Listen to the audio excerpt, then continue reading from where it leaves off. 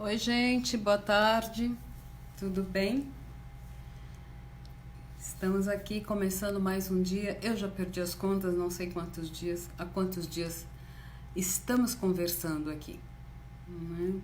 Mas, ah, talvez eu saiba, né? Se começamos no dia 21, 7, 8, 9, 10. Nossa, hoje já é o 11º dia. Oi, Edmundo. Acho que hoje é o 11º dia, né? 11º dia que a gente se encontra aqui, né? Boa tarde, tudo bem por aí? Espero que vocês estejam bem, né? Com saúde, confinados, não é? Hoje eu até desci, depois de 10 dias eu abri a porta do meu apartamento e fui até o portão do prédio e voltei. Foi uma sensação incrível. Não tinha feito isso há muito tempo, eu não fazia isso. Enfim, oi Cíntia, Patrícia. Bom, eu coloquei no na parte na página lá do Face, onde vocês estão, uma lista das partes de um programa, de um projeto de pesquisa, porque foi uma das solicitações que eu recebi para que eu falasse das partes do projeto de pesquisa. E eu entendo que, apesar de essa informação estar profundamente difundida em tudo que é livro de pesquisa, onzième en français, onzième, c'est vrai. Então, eu acho que é por isso que existem novos livros saindo, é por isso que existe esse curso, né, essa live, por isso que tem tanta gente interessada, porque me parece que a forma como a gente fala sobre projetos de pesquisa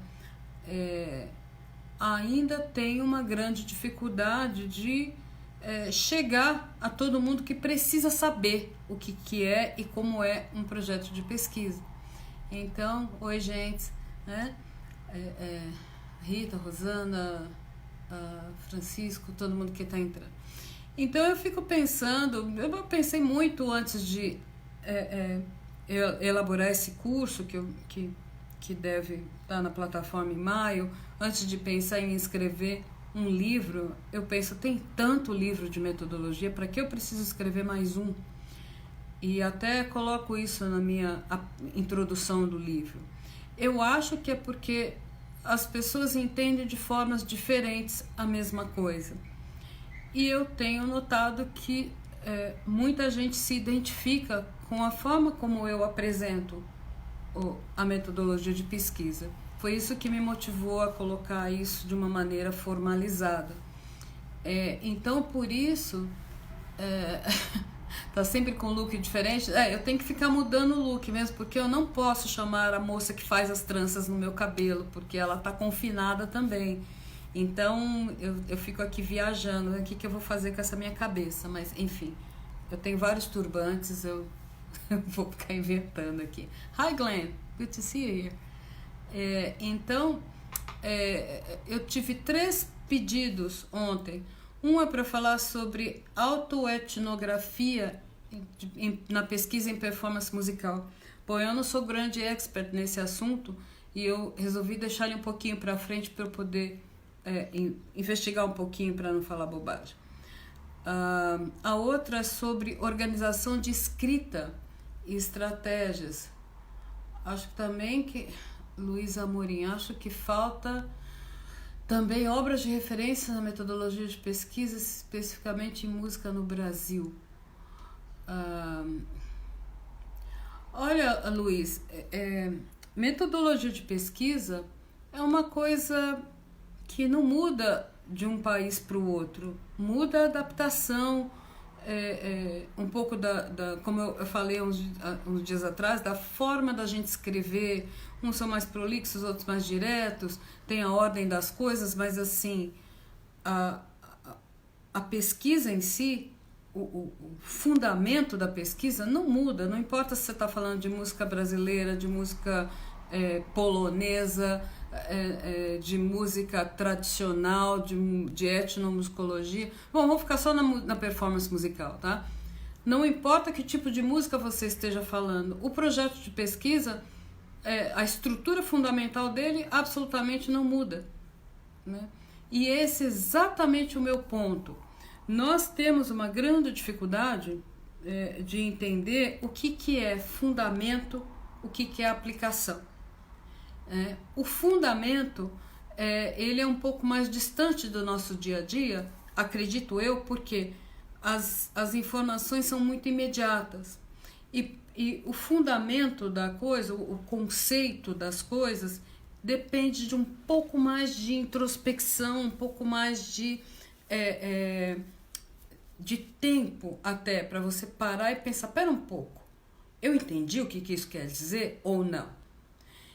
É muito difícil fazer isso quando a gente está procurando o óleo. Não estou dizendo que é o seu caso, mas é o caso da grande maioria dos estudantes de graduação com quem eu tenho contato aqui em São Paulo, nos lugares que eu dou palestras. Todo mundo quer um modelo. Todo mundo, tá, mas me mostra como eu faço. Então não é suficiente refletir sobre como aquilo se dá, e daí eu falo, bom, então no meu caso como eu vou fazer? Eu quero um modelo para o meu caso, não é? E isso é aplicação direta. Aplicação direta sem conhecer o conceito é furada. Significa que você vai replicar uma coisa que você não sabe o que é. Em alguma instância você vai se dar mal, você não vai saber, você vai estacar, você não sabe ir para frente com aquilo, porque você não sabe contextualizar de onde veio. E o projeto de pesquisa, no nosso caso, é fundamental o estudo teórico dele, porque daí eu aplico para qualquer tipo de música que eu estiver fazendo. Se eu entendo como ele é construído, de onde é que ele vem. E aí a minha insistência, né, em trazer para vocês o fundamento da coisa. Porque modelo de projeto de pesquisa, eu tenho um monte. É só colocar aqui um modelinho e aí você, inexperiente, né, aqueles que me ouvem que porventura sejam inexperientes, vão achar que descobriram a roda. Beleza, eu pego esse modelo e faço no meu.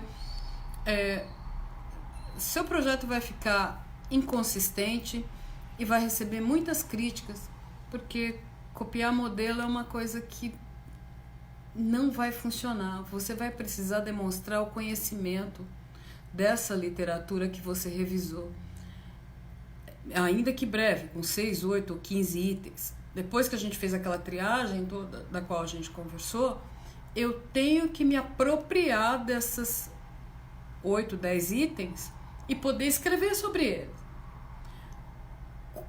Para quê? Com o objetivo claro de apresentar o meu problema de pesquisa. Não adianta eu te dar um projeto com o problema de pesquisa de outra pesquisa, porque eu vou ter que compreender onde está o problema lá. Então no meu caso qual seria o problema, né? Então é exatamente isso que a gente está discutindo, tá? Eu não posso parar para falar disso agora, Rita, eu falo depois, tá? Então por isso eu coloquei para vocês as partes do projeto de pesquisa. Por um acaso hoje eu encontrei o meu livrinho, né? Aquele que eu falo para vocês que é o de cabeceira. E por um acaso eu falei, deixa eu ver como é que ele fala sobre o projeto de pesquisa. Gente, mais claro e cristalino, eu até me atrevo a explicar da minha maneira, mas é muito, muito eficiente o Severino. Então ele tem aqui na página 157, não sei se dá para ver, ó, projeto de pesquisa. E ele descreve o que eu tenho falado para vocês com outras palavras. Então eu recomendo, porque às vezes você lê, né, como outra pessoa fala, e aí ele coloca aqui, não sei se dá para ler, né, as partes, não sei se está ao contrário para vocês, mas eles colocam título, delimitação do problema, Não é eu vou ler aqui. Título: delimitação do problema, apresentação das hipóteses, que é uma coisa que é opcional, explicação do quadro teórico, ou seja, eu digo apresentação das referências, discussão das referências, revisão da literatura, breve estado da arte, sinônimos, indicação dos procedimentos metodológicos e técnicos. Ele faz ainda um refinamento de diferenciar o que é método, o que é técnica em pesquisa. O cronograma, as referências. Eu acabei de colocar um pouquinho mais detalhado ali para vocês, porque eu separei objetivo geral de específico, coloquei as partes opcionais aí no caso de pesquisa de campo, né? Tá tudo em árabe, né, Edmundo? Porque tá ao contrário. Pois é. Mas enfim, é o livro do Severino, tá? Então, que eu já passei as referências para vocês aí. Ele tem isso de uma maneira muito clara. Eu recomendo, se você é aluno de graduação ou está fazendo mestrado e nunca fez pesquisa na graduação, ou você dá aula disso, não menospreze esse livrinho, tá? Ele realmente resolve muita coisa, especialmente para iniciantes. Então, daí eu queria... Pois é, eu sei que não dá para ver, desculpem, mas é o livro do Severino, e na parte de projeto... Eu até escaneei essa página, eu vou colocar para vocês aqui essa página onde ele descreve o que é o projeto de pesquisa, tá? Eu vou colocar, depois que a gente acabar aqui, eu coloco no Face para vocês. Eu só fico um pouco receosa de colocar muitas partes do livro, porque, obviamente, tem direitos autorais, né? Então, as partes obrigatórias de um projeto são o título, obviamente, né? Você tem um título, você tem a introdução, que tem a função de apresentar o seu projeto. Nela, você vai ter a contextualização do assunto, não é? Imagina, Edmundo, é engraçado mesmo, né? Você vai ter a contextualização do problema e a delimitação do assunto, exatamente apresentando brevemente o problema. Lembra, quando você sabe qual é o problema, identificou, né, fez aquele bombardeio para os temas possíveis, delimitou o tema, o meu assunto é esse e o problema em torno desse assunto é tal. No momento que eu sei o problema, eu sei o objetivo geral. Lembra sempre disso. Então, se eu sei o problema, meu objetivo geral é fazer alguma coisa com o objetivo de minimizar esse problema. Então, na introdução é o lugar onde eu coloco o assunto, delimito o problema, apresento qual é o objetivo geral, rapidíssimo, em uma frase, e acabou a minha introdução do projeto. A introdução do trabalho que eu vou realizar tem uma estrutura um pouquinho diferente. Não é muito não, mas tem um pouquinho mais de coisa. Mas o projeto é isso. Então, cai por terra aquela ideia de que eu faço o projeto, depois faço a introdução. Isso se usa, tem muita gente que gosta de fazer isso quando está escrevendo um artigo, um capítulo, um livro. Mas o projeto não. Se você não sabe o assunto, o problema e o objetivo geral, você não tem nem como continuar fazendo o projeto, tá? E a sua introdução é isso. É isso, a introdução do projeto. Cabe citação? Cabe. Claro que cabe. Se você vai apresentar o problema, você vai minimamente citar ali, pelo menos, seus principais referenciais teóricos. Ou seja, aqueles autores, 2 ou 3, que são indispensáveis para você apresentar o problema, tá? E os outros autores? Os outros daqueles 8 a 15 que você levantou, naquela discussão que a gente já teve outro dia, eles vão para o item seguinte, que é a justificativa. Ou breve revisão de literatura, ou breve estado da arte, ou breve estado da questão, ou breve panorama atual do assunto. Qualquer um desses sinônimos que você quiser, são a sua justificativa. Nela, vou ler o que eu escrevi aqui, vou passar para vocês. É o texto onde o pesquisador, ao revisar a literatura pertinente inicial sobre o problema, demonstra onde a sua proposta se insere no panorama atual do seu assunto de pesquisa, do seu tema, justificando assim a necessidade de que seu projeto seja realizado. Tá? O conceito é esse, é isso que você vai fazer com os autores que você não citou brevemente na introdução. Tanto na introdução quanto na justificativa, tem citações. Citação não quer dizer que eu vou colocar entre aspas o que alguém falou, mas eu vou citar ideias de autores. E num outro momento, se for necessário, a gente discute citação. Tipos de citação, como fazer citação, é outra coisa. Acho que não vai ter quarentena pra gente falar sobre tudo aqui. Eu tô tentando pincelar as mais importantes, tá? Então, título, introdução, justificativa. Imediatamente após a justificativa, a menos que o lugar onde você está, para onde você está submetendo o seu trabalho peça diferente, você coloca o objetivo geral. Uma frase, tá? Objetivo geral, uma frase, não se enrola. Ah, mas eu já vi projeto que tem um texto, um parágrafo inteiro para apresentar o objetivo geral. É muito comum que a pessoa se perca na redação desse parágrafo. Ao explicar o que é o objetivo geral, o escritor inexperiente acaba entrando em outras searas que não são objetivo. Ele entra em método, ele entra em fundamentação teórica, ele entra em cronograma, ele desvia. Então, a minha recomendação para os alunos de graduação e de mestrado é: apresente o objetivo geral em uma única frase. Você corre muito pouco risco de errar quando você coloca uma frase, tá? Então, é a meta central que se pretende alcançar e que está diretamente relacionada ao título e ao problema. Exemplo, acho que eu já citei isso aqui, problemas de dedilhado na edição da Funarte lá da música da Canção e Dança do Radamés Inátali. Qual que é o objetivo geral? Bom, apresentar alternativas de dedilhado para revisão da partitura. Não tem como estar desligado do problema, tá? E não tem como estar objetivo geral, título e problema, tudo interligado. Ah, mas não tem projeto que tem um título fantasia?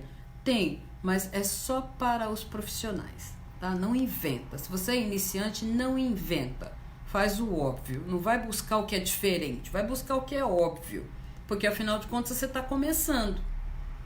Essa coisa que tá, o meu grande amigo Fausto Borém tem um projeto de longa data com pesquisador como é que chama aquele negócio? De produtividade CNPq, que se chama Pérolas e Pepinos do Contrabaixo, né? Ele pode fazer isso, ele tem mais de 30 anos de experiência em pesquisa e ele sabe muito bem que ao apresentar esse projeto, a introdução dele é muito profunda e tem que explicar o que se quer dizer com isso. Não é para iniciantes, tá? Então, o que é bom pra gente? O que é pedagógico? Faz o seu título diretamente ligado ao problema, que está diretamente ligado ao objetivo geral. Faz essa tríade, tá? Que você não erra. Depois, quando você tiver bastante experiência de pesquisar, aí você começa a inventar. Por enquanto, não, tá? Nossa, mas a Sônia é tão tradicional? Não tem nada de tradicional, mas aqui eu sou professora. Professor é pedagógico, então eu não quero que vocês errem, tá? Se eu não quero que vocês errem, eu estou indicando o caminho, não inventa, tá? Bom, depois do objetivo geral, vem os objetivos específicos. Os específicos estão diretamente ligados com a metodologia. Por quê? Aí vem aquela confusãozinha aqui com a português e o pesquisês, né? Quando eu falo em objetivo específico, esse específico em pesquisês significa que é um detalhamento, são especificidades do objetivo geral, que é o central. E a gente, em português, acha que específico é a coisa mais importante. Geral é uma coisa genérica. É o inverso na pesquisa, tá? O geral é o principal. E o específico são aqueles detalhamentos do geral. Ou seja, a cada objetivo específico que eu atinjo, cada um deles, eles vão me possibilitando chegar ao geral. Então, eles não podem ser maior que o objetivo geral, porque ele tem que ser alguma coisa que eu preciso para poder chegar ao geral. Se o meu geral é apresentar opções de dedilhados e alternativas de nota e articulação para melhorar ou corrigir uma partitura que está publicada com erros, o que eu tenho que fazer? Revisar a literatura sobre esse tipo de pesquisa. É um objetivo específico. Discutir dedilhados para contrabaixo de músicas do mesmo estilo ou do mesmo compositor ou do mesmo período, né, no Brasil.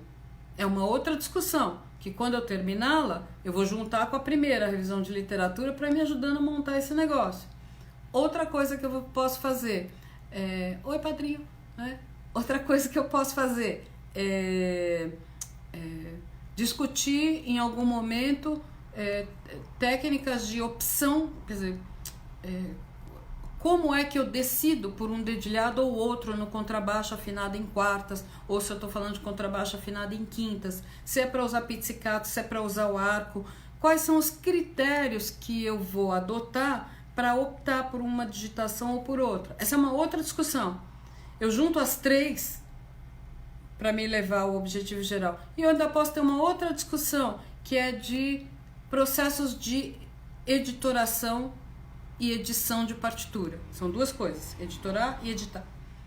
Aí eu posso discutir trabalhos relacionados à editoração e edição de partituras, posso até me dar o luxo de discuti-las especificamente aplicadas ao contrabaixo, porque tem bastante material sobre isso. Aí eu tenho 4 objetivos específicos.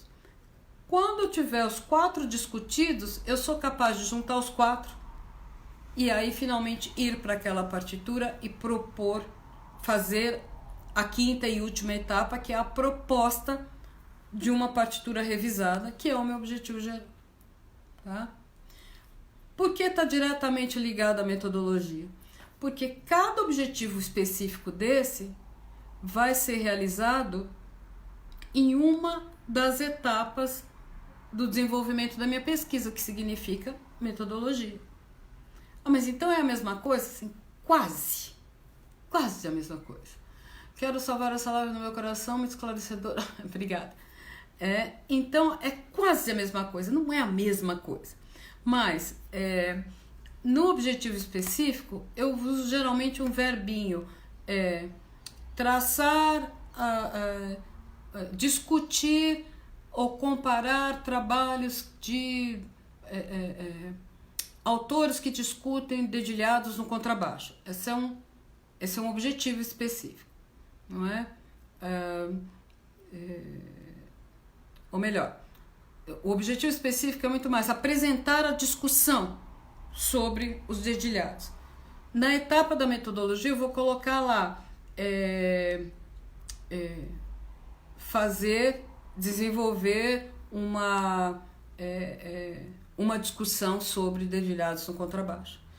O processo de desenvolver essa discussão é metodologia. Apresentar o resultado da discussão é objetivo específico.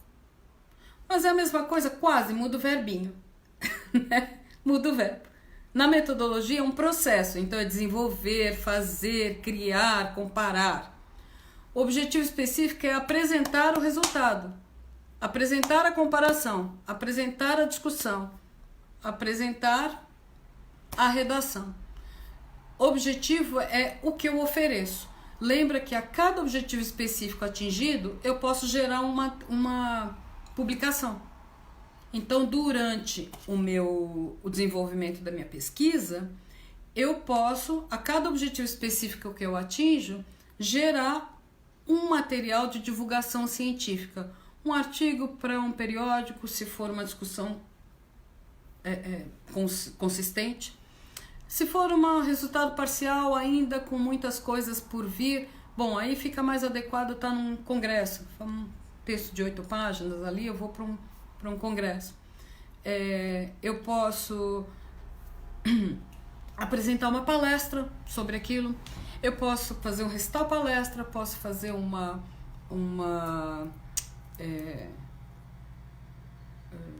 seminário, eu posso dar uma aula no Facebook hoje em dia, né? Fazer uma live. Eu vou apresentar para a comunidade musical aquele resultado. Quer dizer, é bem resultado mesmo, porque não é conclusão da pesquisa, é um resultado parcial. Outra palavrinha sinônimo. Cada objetivo específico atingido é um resultado parcial.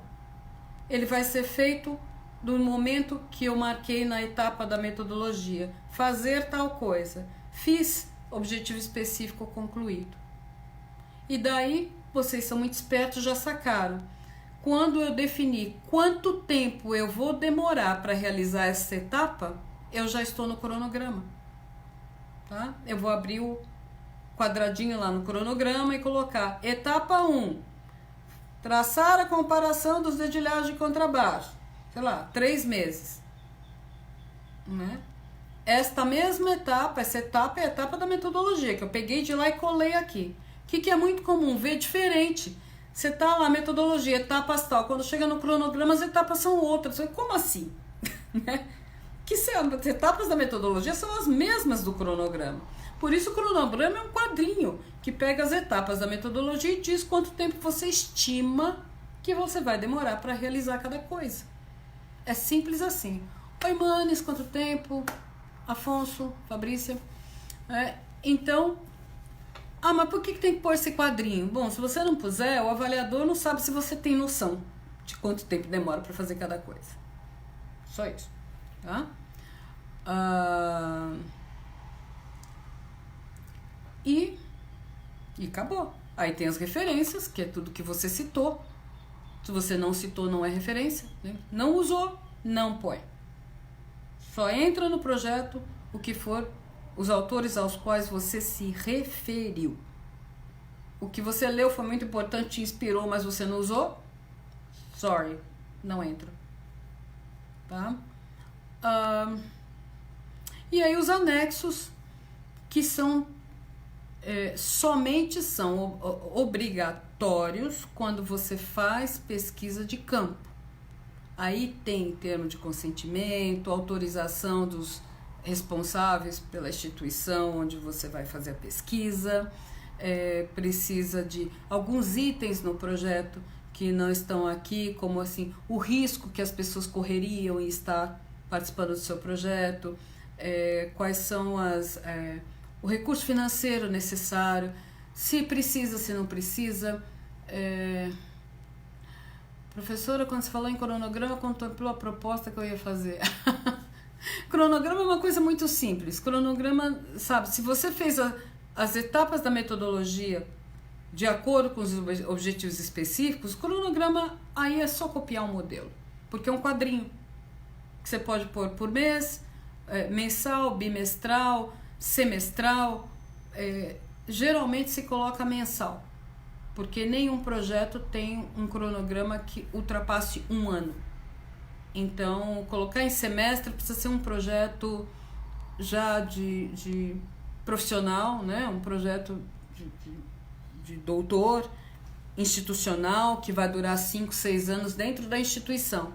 Mas para fins de bolsa, mesmo uma bolsa de doutorado que tem 4 anos, tem cronograma dividido em 4 anos, 4 etapas.